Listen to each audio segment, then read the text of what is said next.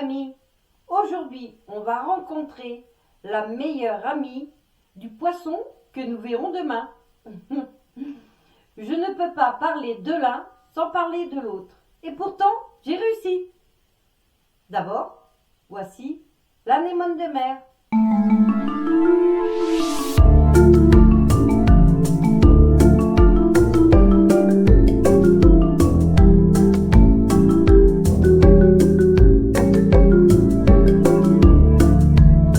Ce n'est pas une fleur, malgré son nom. L'anémone de mer est un animal. Eh oui, un animal. Elle fait partie de la famille des cnidaires, comme les coraux et les méduses. Je te mets le lien de la vidéo sur les coraux à la fin de celle-ci, si tu ne l'as pas vue encore. Car il y a des choses identiques expliquées en détail. Je ne vais quand même pas tout répéter, ce serait vite lassant autrement.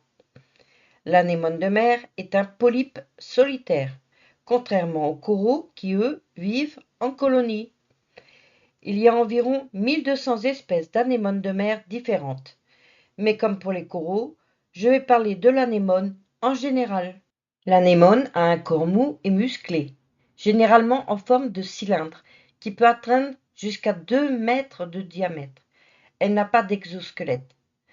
À l'extrémité de ce cylindre, il y a plusieurs couronnes de tentacules, qui sont souvent colorées, qui sont disposées en cercle. Le nombre de ces tentacules, qui ressemblent à des pétales de fleurs, sont toujours un multiple de 6, 12, 18, 24, etc.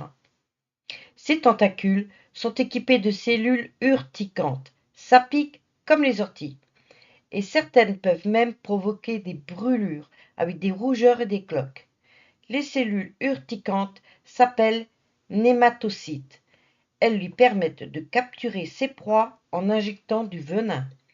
Les tentacules sont recouverts de cils miniatures et ces petits cils sont reliés à des capsules qui se trouvent à l'intérieur. Et au moindre contact du cil, hop, ça déclenche la sortie du harpon qui va se fixer dans la proie, l'empêcher de s'en aller, la retenir et en même temps lui injecter du venin. Oula, cette anémone a un secret. Pour se protéger, pour se défendre, elle peut libérer des filaments qui contiennent également du venin. Elle peut les libérer par le corps, mais aussi par sa bouche, en haut entre les tentacules. Regarde comme c'est fin. Au milieu, entre les tentacules, se situe un orifice qui est à la fois sa bouche et son anus. Ah! La base du pied de l'anémone est en forme de disque et lui permet de se fixer à un support, comme des rochers ou le fond marin, un peu comme une ventouse. Elle peut également se déplacer très lentement en se glissant sur le substrat. Certaines peuvent même se décrocher et nager en cas d'attaque. Enfin, nager, plutôt se dandiner. Mais n'oublie pas, l'anémone de mer n'a de fleurs que son nom. Et si tu la touches de trop près, elle peut provoquer une inflammation et même un œdème. Alors, évitons de la toucher. Comme les coraux, les anémones de mer entretiennent une relation symbiotique fascinante avec des microalgues unicellulaires, appelées zooxanthelles. Les zooxanthelles sont des microalgues qui vivent à l'intérieur des tissus des anémones de mer.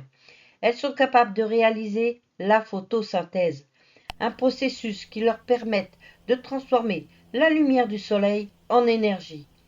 Grâce à la photosynthèse, les zooxanthelles produisent des sucres et d'autres nutriments, qui sont ensuite utilisés par l'anémone de mer pour sa croissance et sa survie. Les anémones obtiennent une grande partie de leur énergie de ces algues, ce qui leur permet de se développer dans des environnements où la nourriture peut être limitée. En retour, les zooxanthelles bénéficient d'un environnement protégé à l'intérieur du tissu de l'anémone, où elles sont à l'abri des prédateurs et des conditions environnementales difficiles, style une tempête. Cette relation est particulièrement importante dans les écosystèmes des récifs coralliens, où les anémones de mer contribuent à la santé et à la biodiversité de l'environnement marin. Les anémones jouent un rôle clé dans les récifs et fournissent un habitat ou protection pour de nombreuses autres espèces marines. Les anémones se trouvent dans des environnements marins variés, notamment dans les récifs coralliens, les zones côtières et les fonds marins. Il y en a partout dans les océans, mais le plus grand nombre et la plus grande diversité préfèrent les eaux chaudes et peu profondes. Certains animaux vivent dans les anémones ou à proximité. Le poisson clown dont je te parlerai demain. Des genres de crevettes également, des crabes. Certaines anémones sont parasites. Elles vont se fixer sur les coquilles de coquillages. Sur les coquilles du bernard l'ermite. C'est ça comme animal. Enfin, le plus souvent, le bernard l'ermite s'installe dans des coquilles vides qui ont déjà une anémone parasite dessus. Les bernards l'ermite sont des crustacés, mais il y a uniquement que leurs pattes qui sont recouvertes de carapace. Le reste du corps, l'abdomen, est mou. C'est pour cela qu'il vit dans des coquilles vides. Je pense que je ferai une vidéo sur lui, il est fascinant. Et donc, l'anémone sur la coquille va le protéger contre ses prédateurs, le poulpe par exemple. L'anémone va profiter en retour des restes de nourriture du bernard l'ermite, qui lui s'alimente sur le fond marin de cadavres. Il y a également ce rigolo petit crabe boxeur qui a sur chacune de ses paires de pinces une anémone. On dirait une pom-pom girls. Comme ce crabe est tout petit et ses pinces minuscules, il se sert de ses anémones pour se défendre de ses rivaux ou des prédateurs. Un peu comme s'il avait des tasers. C'est vraiment ingénieux.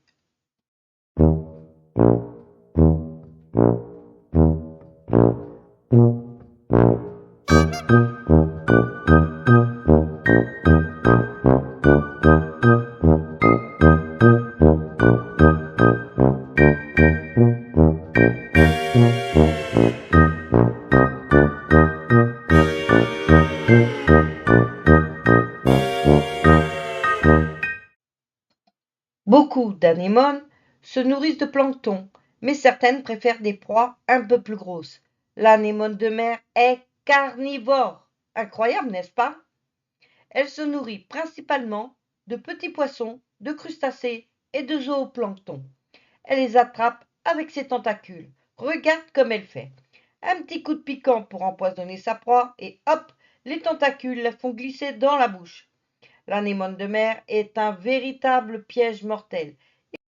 Il suffit qu'on l'effleure pour qu'elle injecte dans sa proie une neurotoxine vénéneuse capable de paralyser ou de tuer un poisson de petite taille. Les tentacules se referment alors sur le poisson et l'entraînent dans la bouche de l'anémone, où il sera digéré tout entier. Elle ne mâche pas sa proie, non, elle n'a pas de dents. Les cellules absorbent les éléments et les dégradent à travers l'action de ces enzymes digestives.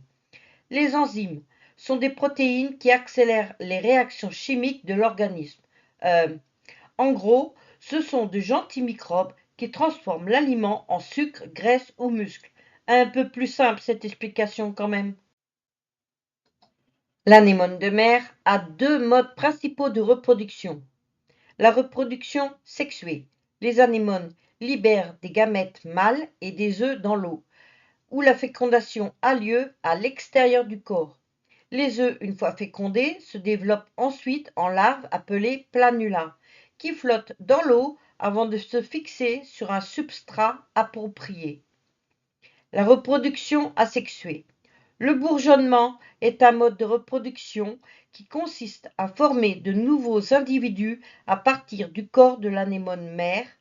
Un bourgeon se développe sur le corps de l'anémone et finit par se détacher pour devenir un nouvel individu.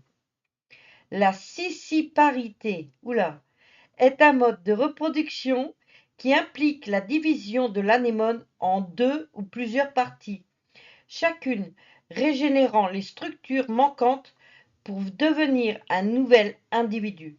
Ce processus est également connu sous le nom de fission longitudinale. Les anémones de mer, bien qu'elles soient des créatures fascinantes et souvent protégées par leurs tentacules urticantes, font face à plusieurs dangers et prédateurs dans leur environnement marin. Les tortues. En particulier les tortues de mer, comme la tortue kawan, sont connues pour se nourrir d'anémones. Elles sont capables de les manger grâce à leur résistance aux piqûres des tentacules urticantes. Certains mollusques, comme le nudibranche Aeolidia papillosa, se spécialisent dans la consommation d'anémones de mer. Ces créatures peuvent se nourrir des anémones sans subir de dommages, grâce à des adaptations spécifiques. Bien que moins fréquents, certains poissons peuvent également s'attaquer aux anémones, surtout lorsqu'elles sont affaiblies ou blessées.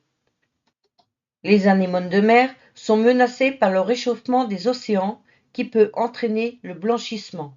Ce phénomène se produit lorsque les eaux xanthelles qu'elles hébergent sont expulsées, ce qui affaiblit l'anémone et peut mener à sa mort. La pollution des océans, notamment par les plastiques, les produits chimiques et les marées noires, peut également nuire aux anémones en dégradant leur habitat et en affectant leur santé. La surpêche peut perturber l'équilibre des écosystèmes marins, affectant ainsi les anémones de mer et leurs relations avec d'autres espèces. En Espagne, les anémones sont élevées pour être réintroduites dans son milieu naturel. Je pense que ça existe dans d'autres pays, mais je n'ai pas trouvé. C'est une très bonne initiative. Voilà mon ami. Entre coraux et poissons clowns, je te mets les deux liens en fin de vidéo. C'était la fabuleuse vie de l'anémone de mer. Demain, ce sera sur le poisson clown. Oui, demain. J'ai eu une semaine de recherche très intense, mais instructive. Tout ça pour toi et un peu pour moi. Et n'oublie pas que la nature est précieuse. Et joyeuse Pâques!